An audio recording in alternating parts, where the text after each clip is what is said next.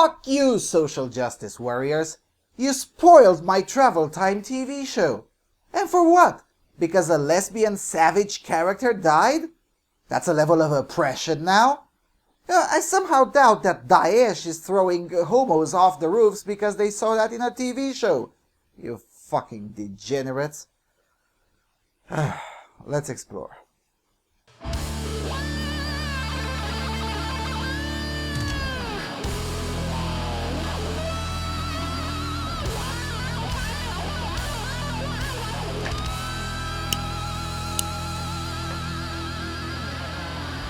Hello everyone, and welcome to the Freedom Alternative. Okay, so this is a rather atypical video for this channel, but this really pissed me off. Now look, I travel a lot, and by a lot I mean at least 35,000 kilometers in a bad year. Last year was a bad year, only 36,720 kilometers traveled, almost exclusively by plane and train. You know, I don't like buses and I don't like cars. So because I travel a lot, I make sure to have 2 or 3 TV shows on my laptop because on a 9-hour trip by train, it tends to be useful at killing off time. For traveling, I tend to choose movies and TV shows that are not really bad, but are also not top tier by my standards. So for instance, I would not take episodes of Person of Interest to watch while I'm traveling, but episodes of rather The 100, as those are more than okay to watch while riding the train. Now, I did hint that I watched this show in this video when I said I would define myself as Clark of the Sky People just to troll the New York City's misgendering law.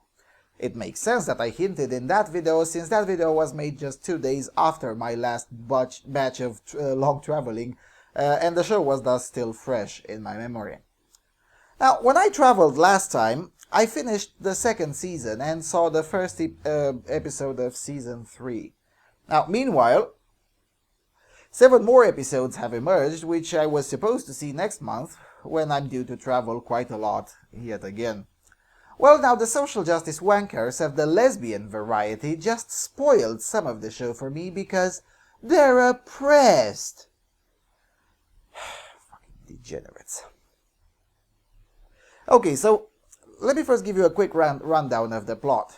You know, a nuclear war wipes out human civilization, but it doesn't wipe out the human race, at least not entirely.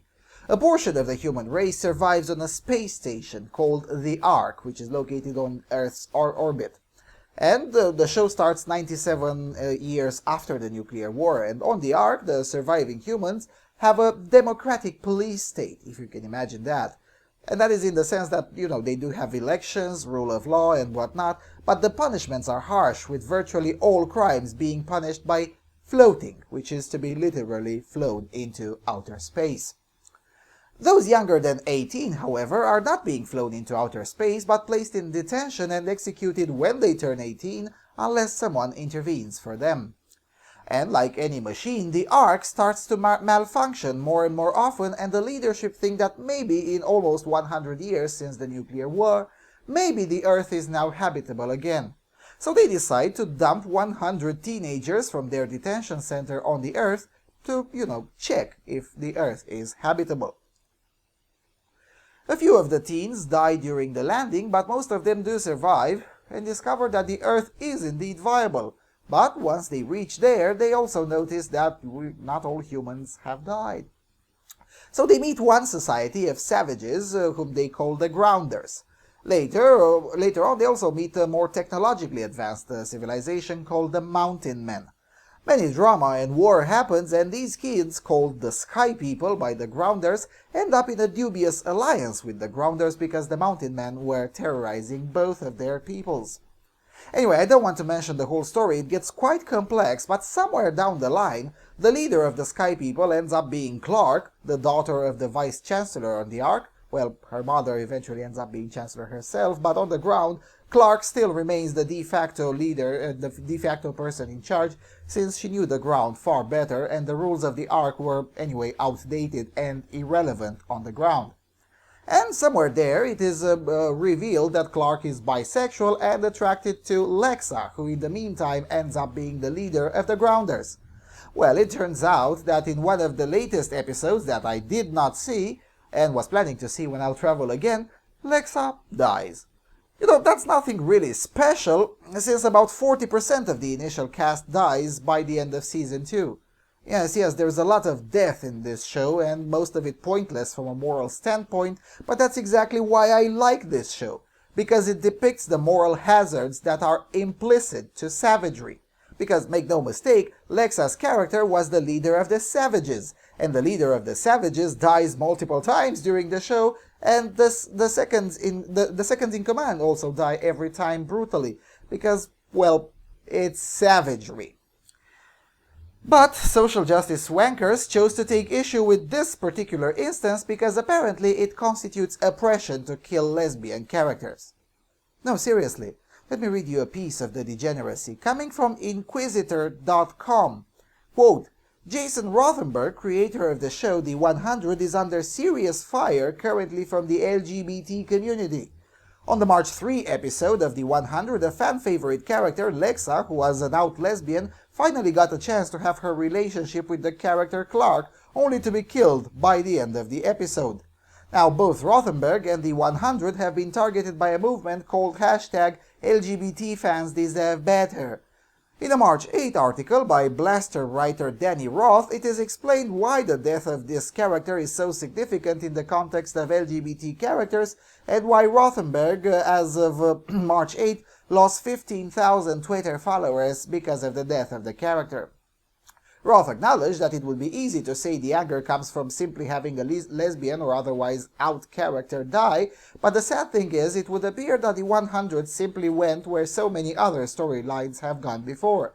Having a character who identifies somewhere along the LGBT spectrum die not long after their outing has either occurred or been celebrated has become such a common twist that it has become a trope called either dead lesbian syndrome or bury your gays, depending on the source.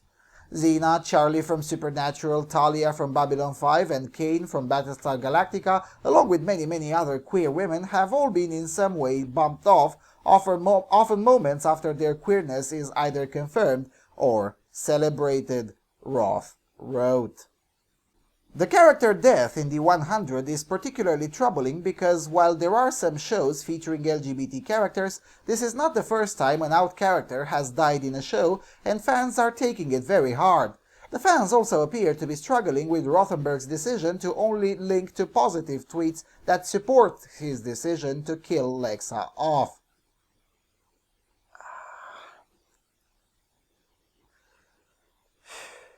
Well, for starters, now I know that he didn't make Clark bisexual and Lexa lesbian to appear to the PC crowd. That's really refreshing to hear.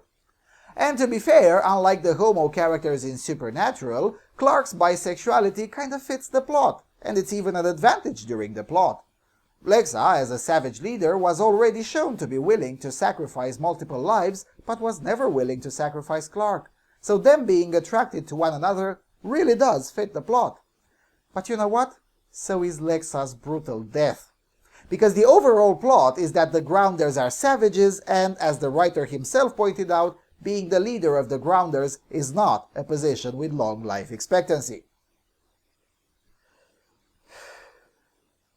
You know, I'm really getting sick and tired of these crybabies, and it's good that Rothenberg pretty much treats this with, I get that you're angry, but tough shit.